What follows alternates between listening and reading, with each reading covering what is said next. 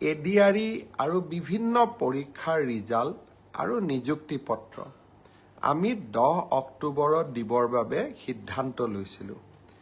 কিন্তু যোৱা কেইদিনমানৰ ঘটনা প্ৰবাহ আৰু গুৱাহাটী হাইকোৰ্টৰ এটা ৰায়ৰ বাবে আমি অকণমান থমকি ৰ'বলগীয়া হৈছে।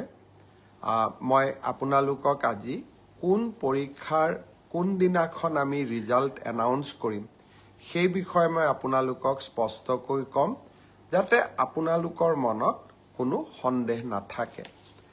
পোনপ্ৰথমে মই আপোনালোকক জনাব খুজিছোঁ যে আমাৰ এডিআৰই পৰীক্ষাৰ যি গ্ৰেড 3 আছিলে, অৰ্থাৎ তৃতীয় বৰ্গৰ যি চাকৰি আছিলে, সেই চাকৰিৰ ফলাফল আমি 10 অক্টোবৰ তাৰিখে প্ৰকাশ কৰিম।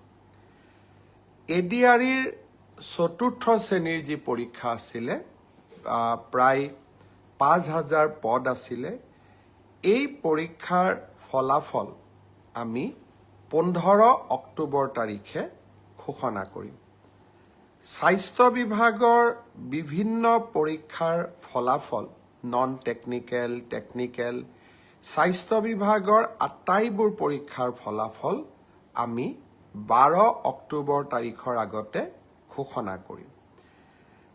এলিমেণ্টাৰী প্ৰাথমিক বিদ্যালয়ৰ শিক্ষকৰ নিযুক্তিৰ বাবে আমি যি পৰীক্ষা বা আমি যিটো নিযুক্তিৰ প্ৰক্ৰিয়া আৰম্ভ কৰিছোঁ, সেই পৰীক্ষাৰ ফলাফল আমি 15ৰ পৰা 20 অক্টোবৰৰ ভিতৰত প্ৰকাশ কৰিম।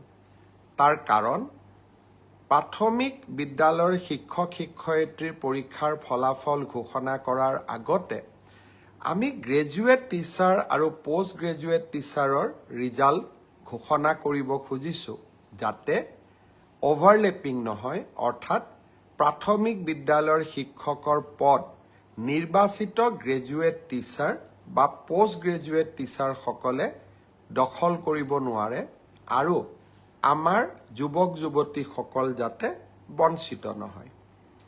গ্ৰেজুৱেট টিচাৰ আৰু পোষ্ট গ্ৰেজুৱেট টিচাৰৰ পৰীক্ষাৰ ফলাফল আমি 15 অক্টোবৰ তাৰিখে ঘোষণা কৰিম। অৰ্থাৎ এই গোটেই পৰীক্ষাৰ ফলাফলসমূহ আমি 20 অক্টোবৰ তাৰিখৰ আগতে আমি ঘোষণা কৰিবলৈ সক্ষম হ'ম।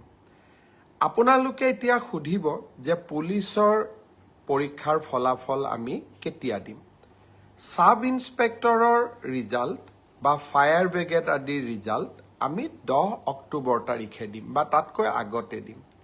কিন্তু AB আৰু UB কনিষ্টবলৰ ৰিজাল্ট দিয়াৰ ক্ষেত্ৰত গুৱাহাটী উচ্চ ন্যায়ালয়ে এটা আমাক সাময়িকভাৱে বাধা আৰোপ কৰিছে।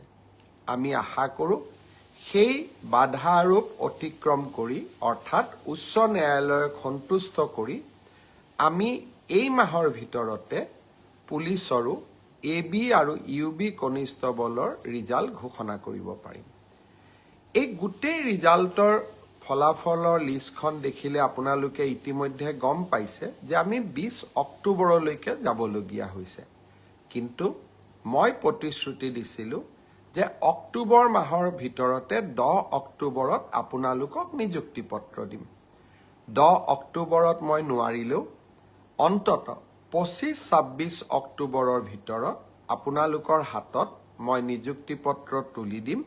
কাৰণ পৰীক্ষাৰ ফলাফল ঘোষণা কৰাৰ পিছতো আমি বিভাগলৈকে কাক কোন বিভাগত দিম ৰেণ্ডমাইজেশ্যন কৰিব লাগে আৰু তাৰ পিছত বিভাগসমূহেও আপোনালোকৰ পোষ্টিং অৰ্ডাৰ উলিয়াব লাগে। সেইকাৰণে অক্টোবৰ মাহৰ ভিতৰতে আপোনালোকৰ নিযুক্তি হ'ব, কিন্তু কেইটামান দিন আপোনালোকে অপেক্ষা কৰিব লাগিব। ইয়াৰ কাৰণো আপোনালোকে জানে, যোৱা কেইবাটাও দিন ধৰি আমি কোনেও কাম কৰিব পৰা নাই। জুবিনৰ মৃত্যু বা জুবিনৰ দুৰ্ঘটনাৰ পিছত বা বহুতে কোৱাৰ দৰে হত্যাৰ পিছত যি ধৰণে আমি নকওঁ কিয়, আমাৰ মনবোৰ বিষাদেৰে ভৰি পৰি আছিল, কাম কৰিব পৰা কোনেও নাছিল।